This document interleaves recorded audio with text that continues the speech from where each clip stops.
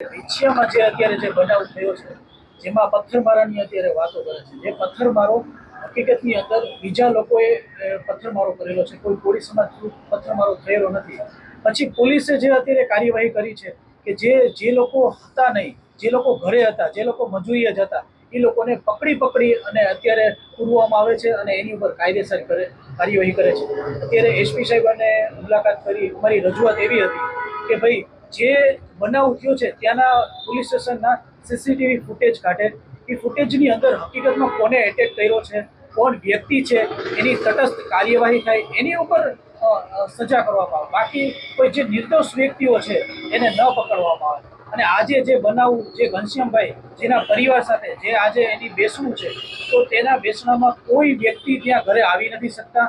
પોલીસનું ત્યાં એટલો અત્યારે ત્રાસ છે કે પબ્લિક જે પણ અહીંયા જોવે છે એને પકડીને અંદર નાખે. એને તો આ જે બનાવ થયો એની 2 કલાક પહેલા તો એની અટકાયત કરી દીધી હતી.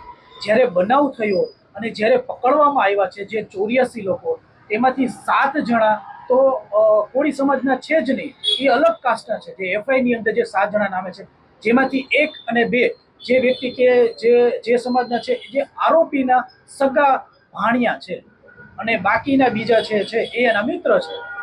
એટલે આ ઉશ્કેરાટ કરી અને આ પથ્થરમારો કરેલો છે. અને જ્યારે લેડીઝ ઉપર જ્યારે પથ્થરમારો થયો અને ત્યાંથી એવા શબ્દો અંદર બોલવામાં એ લોકો તરફથી આવ્યા અને એના કારણે આ પથ્થરમારો બીજા લોકો પર કર્યો. પોસ્ટ વાયરલ થઈ હતી, પણ ત્યારે કલેક્ટર સાહેબે અને એસપી સાહેબે જ્યારે મામલતદારમાં ધરણા કરેલા હતા ત્યારે એને બાંહેધરી આપી હતી અમને કે જ્યારે પણ આ આરોપીઓ પકડાશે ત્યારે એનું રિસ્ટ્રક્ચર કરવામાં આવશે પબ્લિકની સામે.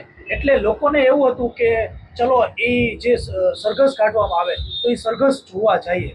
કોઈ આવો ઈરાદો નહોતો અને પોલીસે સરઘસ ના કાઢ્યું અને 1 મિનિટનો ક્યાંકથી વિડીયો લઈ અને દેખાડવામાં આવ્યું. મૃતક ઘનશ્યામભાઈ એમના હું નાના ભાઈ છું અને આવતીકાલે એટલે કે 12મું એની વિધિ છે. તો સગા સંબંધી જાયું ભાઈઓ કુટુંબ ઘરે આવવાથી ડરે છે અને માહોલ એવો પેદા કરી દીધો છે કે જેટલા બહાર નીકળશે એટલાને પકડી લઈશું. એટલે ઘરે આવવામાં બીવે છે.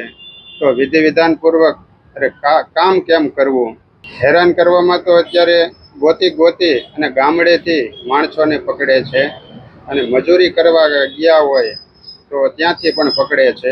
એસપી સાહેબને એવી રજૂઆત કરી કે હવે ના પકડે અને આ બધું બંધ કરાવડાવે.